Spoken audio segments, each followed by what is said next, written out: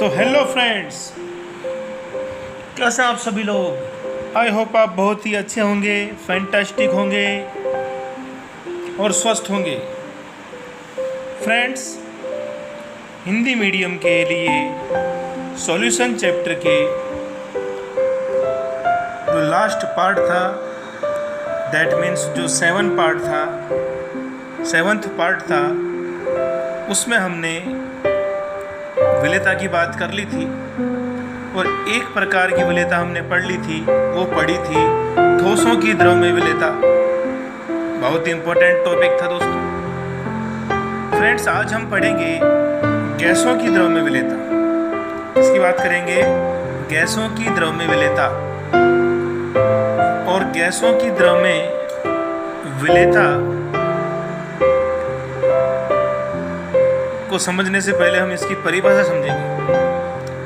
दोस्तों, सबसे पहला जो इम्पोर्टेंट पॉइंट है कि जो गैसों की द्रव में विलेयता है उसको हम अवशोषण गुणांक कहते हैं। क्या कहते हैं? अवशोषण गुणांक कहा जाएगा। उसको एक स्पेशल नाम दिया जाएगा, अवशोषण गुणांक। कि हमने गैसों की जो द्रव में विलेयता है उसको एक अलग नाम दे दिया, उसको नाम दे दिया अवशोषण गुणांक। गैसों की द्रव में विलेयता को हम अवशोषण गुणांक से प्रदर्शित करेंगे। अब इस अवशोषण गुणांक की क्या परिभाषा दोस्तों, दो परिभाषाएं हैं, एक आरबीएससी में, एक सीबीएसई में। आरबीएससी की परिभाषा सिंपल है और वो परिभाषा क्या है कि किसी भी गैस का एमएल में वह आयतन जो इकाई एमएल जल या विलायक में घुला हो। हमें करना क्या है, में ताप दाब तो निश्चित होना चाहिए। हमारे पास एक पात्र है, उसमें द्रव है। इस द्रव में गैस कुछ मात्रा में घुली है, ये द्रव है, इसमें गैस घुली है। मान लीजिए 100 ml में 50 ml गैस घुली है। 100 ml द्रव में 50 ml गैस घुली है। तो 100 ml में कितनी घुली है दोस्तों? 50। तो 1 ml में कितनी घुलेगी? 50/100, आधा ml, 0.5 ml। तो दोस्तों, इसे ही हम अवशोषण गुणांक कहेंगे। किसी भी गैस का ml में वह आयतन जो विलायक के इकाई ml में घुला हो। आया बात समझ में? और इस दौरान ताप और दाब निश्चित होना चाहिए, क्योंकि गैसों की विलेयता ताप से भी प्रभावित होती है और दाब से भी प्रभावित होती है। तो ये हमारा रहेगा दोस्तों परिभाषा कि किसी गैस का एमएल में वह आयतन जो कितने एमएल में जल में या विलायक में, 1 ml जल या विलायक में घुला हो, उसे ही हम क्या कहते हैं दोस्तों? अवशोषण गुणांक कहते हैं। तो ये परिभाषा है आरबीएससी के अकॉर्डिंग, सिंपल परिभाषा है। अच्छा, आप इसमें निश्चित ताप दाब भी जोड़ सकते हैं। फिर एक परिभाषा है सीबीएसई की, और वो परिभाषा दी थी बुनसन ने। किसने दी थी? बुनसन नाम के साइंटिस्ट थे, उन्होंने ये परिभाषा दी थी। और बुनसन क्या कहता है? बुनसन की परिभाषा कुछ ऐसी है। बुनसन ये कहता है कि जैसे हमारे पास एक पात्र है, मान लीजिए हमारे पास ये पात्र है, इसमें विलायक है। तापमान तो हमको रखना है निश्चित, कांस्टेंट। तापमान क्या रखना दोस्तों? कांस्टेंट। और जो प्रेशर होना चाहिए वो होना चाहिए 1 atm। atm क्या होता है? एटमॉस्फेरिक प्रेशर, वायुमंडलीय दाब। तापमान कांस्टेंट रहना चाहिए, निश्चित होना चाहिए, और दाब होना चाहिए 1 atm। इस कंडीशन पे मान लीजिए विलायक के इकाई आयतन में, विलायक के इकाई आयतन में जितनी भी गैस घुली है उसका एनटीपी पर निकाला गया आयतन। क्योंकि हम जानते हैं कि 1 मोल का आयतन, 1 मोल गैस का आयतन एनटीपी पर कितना होता है? 22.4। तो हम क्या करेंगे, मैं इस ताप पर और इस दाब पर देख लेंगे कि कितनी मोल गैस घुली है इकाई आयतन में। हम देखेंगे कि इस ताप पर और इस दाब पर विलायक के कितने आयतन में? इकाई आयतन में। इकाई आयतन मान लीजिए इतना हो रहा है 1 ml। विलायक के इकाई आयतन में जितने मोल गैस खुली है फिर उसको अपन कन्वर्ट कर लेंगे किसमें, एनटीपी के अनुसार उसको आयतन में कन्वर्ट कर लेंगे, क्योंकि हम जानते हैं कि एनटीपी पर एक मोल गैस का आयतन कितना होता है 22.4 लीटर, आधे मोल का कितना हो जाएगा 11.2 लीटर। ऐसे जितने भी मोल होगी उसको हम 22.4 से मल्टीप्लाई करेंगे। है बात समझ? तो यहाँ से परिभाषा बनेगी बुनसन के अनुसार अवशोषण गुणांक की परिभाषा। क्या परिभाषा है दोस्तों? बुनसन के अनुसार निश्चित ताप पर और एक वायुमंडलीय ताप पर, आया बात समझ में? निश्चित ताप पर और एक वायुमंडलीय ताप पर विलायक के, निश्चित ताप पर और एक वायुमंडलीय ताप पर विलायक के इकाई आयतन में घुली गैस का, विलायक के इकाई आयतन में घुली गैस का एनटीपी पर निकाला गया आयतन ही अवशोषण गुणांक कहलाता है। आया बात समझ में? क्या कहलाता है दोस्तों? अवशोषण गुणांक कहलाता है। निश्चित ताप पर बुनसन के अनुसार परिभाषा है, इंपॉर्टेंट परिभाषा है, सीबीएसई में आप ऐसे कोई सी भी परिभाषा लिख के आ सकते हैं किसी भी एग्जाम में। बुनसन के अनुसार क्या है दोस्तों? निश्चित ताप पर एक वायुमंडलीय ताप पर विलायक के इकाई आयतन में घुली गैस का एनटीपी पर निकाला गया आयतन, और एनटीपी आप जानते हैं नॉर्मल टेम्परेचर और प्रेशर। और आप ये भी बात आपने 11th में पढ़ी होगी कि एनटीपी पर एक मोल गैस का आयतन कितना होता है? वो होता है 22.4 लीटर या 22,400 ml, 22,400 ml। ठीक है, तो ये अवशोषण गुणांक। और दोस्तों जितना ज़्यादा किसी गैस का अवशोषण गुणांक होगा मतलब उसकी विलेयता भी उतनी ही ज़्यादा होगी, यानी हम कह सकते हैं कि अवशोषण गुणांक समानुपाती विलेयता। ठीक है दोस्तों, अवशोषण गुणांक समानुपाती विलेयता। तो ये है गैस की विलेयता या अवशोषण गुणांक की परिभाषा। ठीक है दोस्तों। अब दोस्तों हम देखते हैं कि गैस को, विलेयता को प्रभावित करने वाले कारक क्या देखेंगे? गैस की विलेयता को प्रभावित करने वाले कारक। और सबसे पहला कारक है दोस्तों गैस की प्रकृति।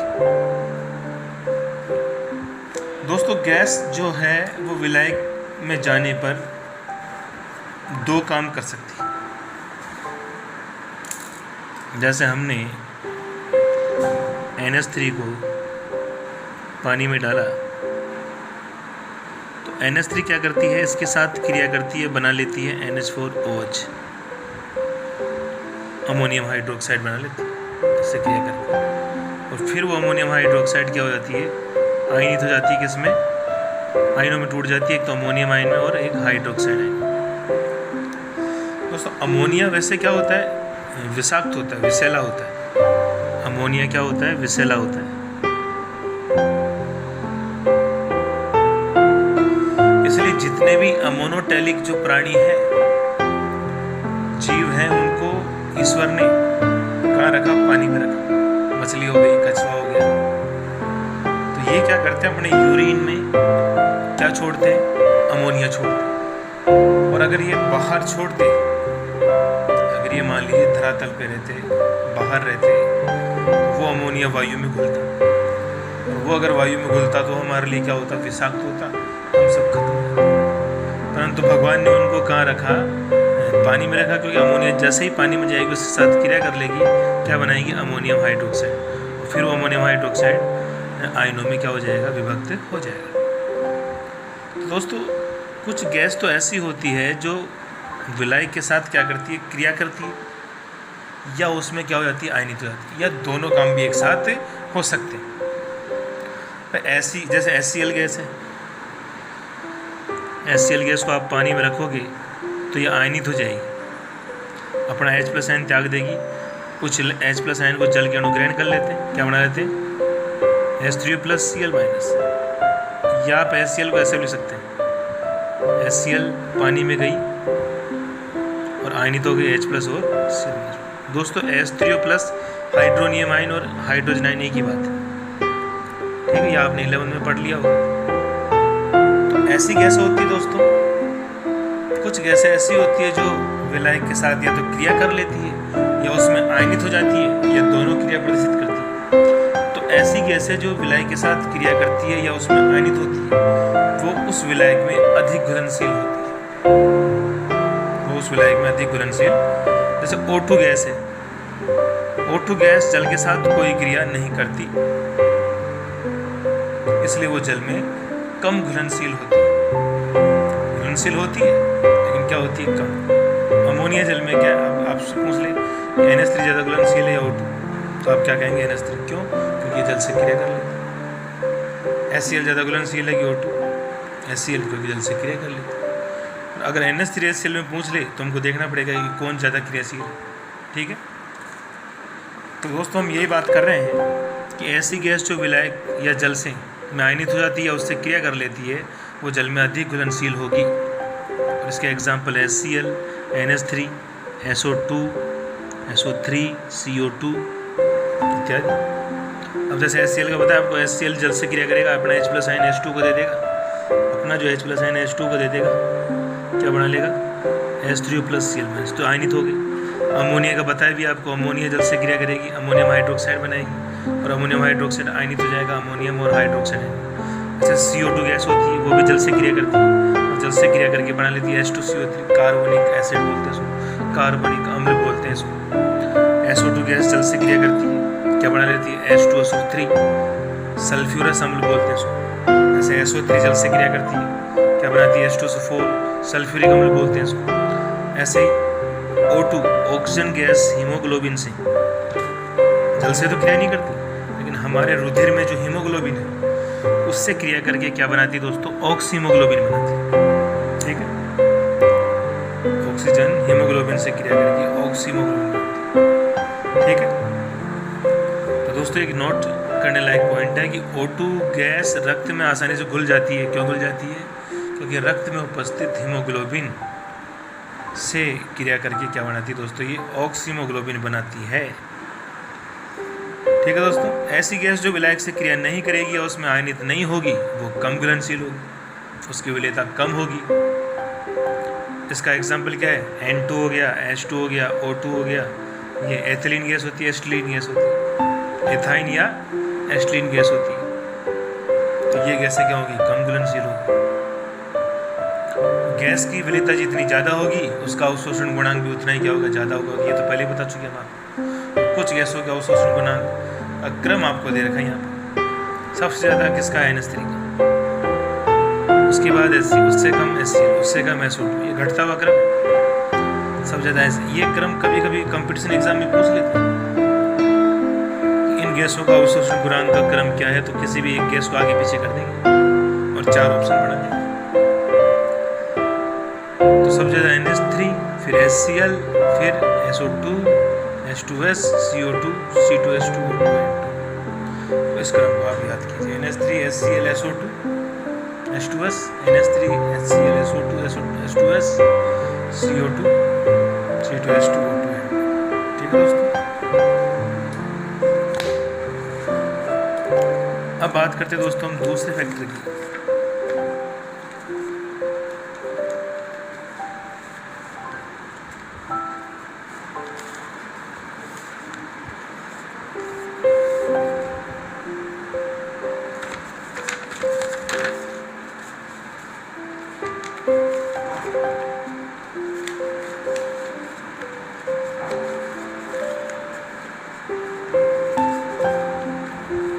दूसरे फैक्टर की बात करते हैं। अब बात करते हैं हम दूसरे फैक्टर की, और दूसरा फैक्टर है विलायक की प्रकृति। विलायक की प्रकृति या गैस की प्रकृति तो हो गई, अब हम बात करेंगे विलायक की प्रकृति। और दोस्तों विलायक की प्रकृति में एज यूजुअल वही कॉन्सेप्ट लगेगा कि समान समान को घुलता है। ठोस की विलेयता में भी आया था टॉपिक, लाइक डिसॉल्व लाइक। और दोस्तों इसमें हम सीधी सी बात है कि जो ध्रुवीय गैसें हैं वो ध्रुवीय विलायक में घुलेंगी, और जो अध्रुवीय गैसें वो अध्रुवीय विलायक में अधिक घुलनशील होंगी।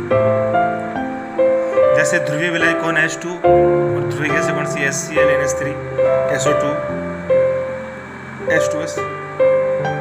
तो दोस्तों ये गैसें क्या होंगी, जल में ज़्यादा घुलनशील होंगी। ये ध्रुवीय गैसें हैं।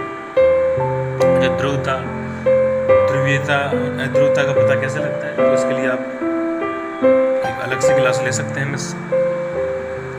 बट अभी तो याद कर लीजिए कि HCl, NH3, SO2, H2S ये ध्रुवीय गैसें हैं और ये जल में आसानी से घुलनशील होंगी।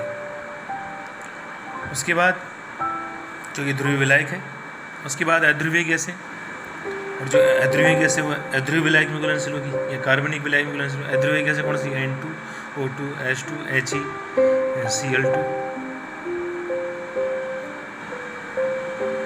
आर्गन, बहुत सारी दोस्तों।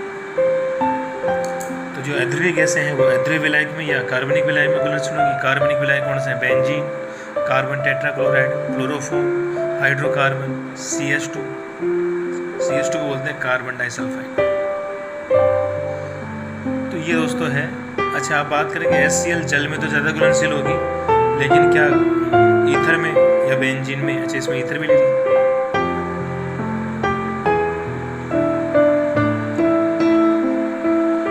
ईथर में कम घुलनशील होती है, क्यों भाई? तो HCl ध्रुवीय है, इसलिए ध्रुवीय विलायक में ज़्यादा घुलनशील होती है और अध्रुवीय विलायक में कम घुलनशील होती है। ठीक है दोस्तों। अब दोस्तों हम अगले फैक्टर की बात करते हैं, और अगला फैक्टर है हमारा ताप का प्रभाव। इसका प्रभाव दोस्तों ताप का प्रभाव।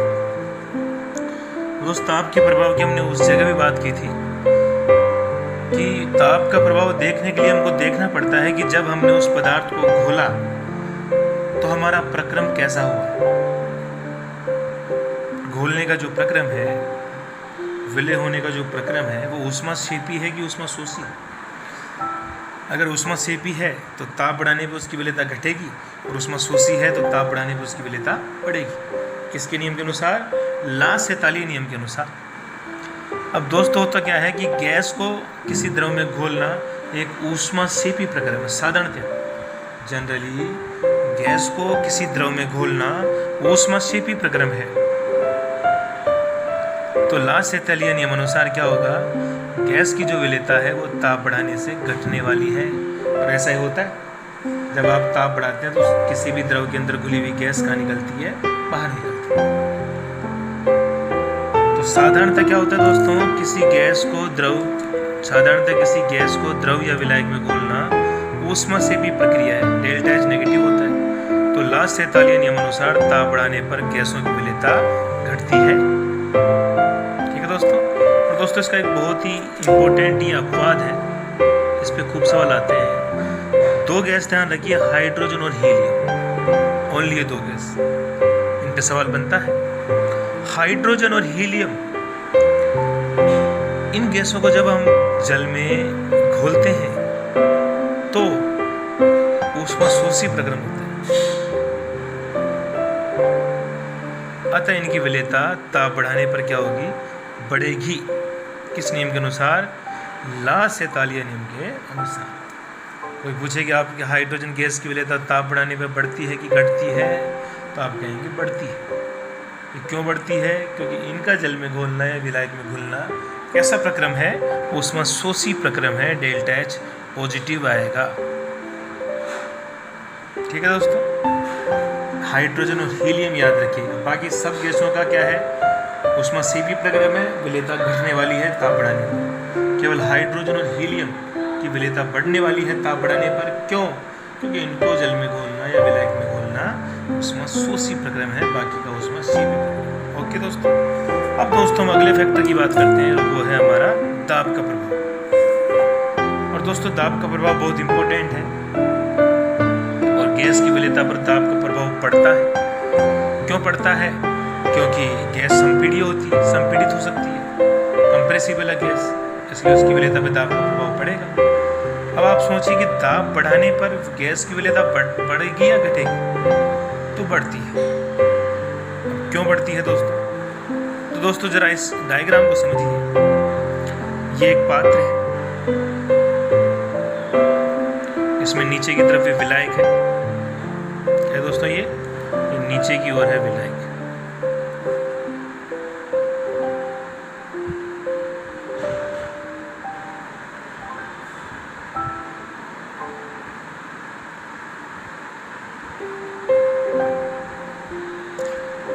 इसके ऊपर ये गैस है। ये अब पहली अवस्था को अगर हम देखें तो क्या होगा? पहली अवस्था में जो गैस के ऊपर दाब है, पिस्टन से ये जो दाब लगाया जा रहा है, ये पिस्टन है, इससे W1 भार का दाब लगाया जा रहा है। तो भार बढ़ाते हैं तो दाब बढ़ता है, भार बढ़ाते हैं तो दाब बढ़ता है। तो पहली अवस्था में W1 पिस्टन का भार लगाया जा रहा है, दाब लगाया जा रहा है, तो हम देख पा रहे हैं कि गैस के अणु दूर हैं, दूर दूर हैं। और ये अणु ही दोस्तों क्या होंगे, ये अणु ही द्रव की सतह से क्या होते हैं, टकराते हैं। ये अणु ही द्रव की सतह से क्या करते हैं, टकराते हैं। और द्रव की सतह से टकराकर किस में प्रवेश करते हैं, विलायक में प्रवेश करते हैं। अगर सेकंड कंडीशन में हम देखें तो भार को बढ़ा दिया गया, दाब को बढ़ा दिया गया, और कितना कर दिया गया दोस्तों, वो कर दिया गया W1 और W2 भार बढ़ा। W1 तो पहले ही था, W2 बढ़ा दिया गया, यानी गैस का दाब बढ़ गया। गैस का दाब बढ़ने के कारण गैस के अणु हैं जो क्या आगे पास आ गए। अच्छा, अब आप ये बताइए कि इस कंडीशन में ज़्यादा टक्कर करेंगे, जो गैस के अणु है वो यहाँ ज़्यादा, इस कंडीशन में द्रव की सतह से ज़्यादा टक्कर करेंगे या इस कंडीशन में? तो सीधी सी बात है कि सेकंड वाली जो कंडीशन है जिसमें दाब ज़्यादा है, उसमें गैस के अणु पास हैं, और पास हैं तो ज़्यादा द्रव की सतह से टकराएंगे, और जितना ज़्यादा द्रव की सतह से टकराएंगे उतना ही ज़्यादा वो द्रव में क्या करेंगे, प्रवेश करेंगे, द्रव में घुलेंगे, द्रव में विलय होंगे। तो सीधी सी बात है कि दाब बढ़ाने पर गैसों की विलेयता बढ़ती है, दाब बढ़ाने पर गैसों की विलेयता बढ़ती है, क्योंकि दाब बढ़ाने पर द्रव की सतह से अंतरक्रिया या टक्कर करने वाले गैस के अणुओं की संख्या, यहाँ टक्कर कम करेंगे द्रव की सतह से, यहाँ टक्कर ज़्यादा करेंगे। ठीक है, दाब बढ़ाने से गैस की विलेयता बढ़ती है क्योंकि द्रव की सतह से टक्कर करने वाले गैस के अणुओं की संख्या बढ़ जाती है। अब दोस्तों, दाब के प्रभाव में ही, अभी तो हमने बताया कि दाब बढ़ाने से गैस की विलेयता बढ़ेगी। दोस्तों, दाब के प्रभाव में ही हेनरी का नियम आएगा। इसके दाब का जो प्रभाव है उसी में आगे चल के हेनरी का नियम आने वाला है, और वो बहुत इंपॉर्टेंट है एग्जाम की दृष्टि से। तो वो हम आपको अगले वीडियो में बताएंगे। अभी तक तो हमने इतना ही जाना है कि दाब बढ़ाने से गैस की विलेयता बढ़ती है क्योंकि द्रव की सतह से टक्कर करने वाले अणुओं की संख्या बढ़ जाती है। दोस्तों, हमारे चैनल को लाइक कीजिए, सब्सक्राइब कीजिए, शेयर कीजिए, तो हमारा हौसला बढ़ता रहेगा और हम आपके लिए ऐसे ही अच्छे वीडियोस लाते रहेंगे। थैंक यू दोस्तों, थैंक यू वेरी मच। खुश रहिए, अपने घर वालों की सेवा कीजिए और अपने आप को बचा कर रखिए इस कोरोना संकट में।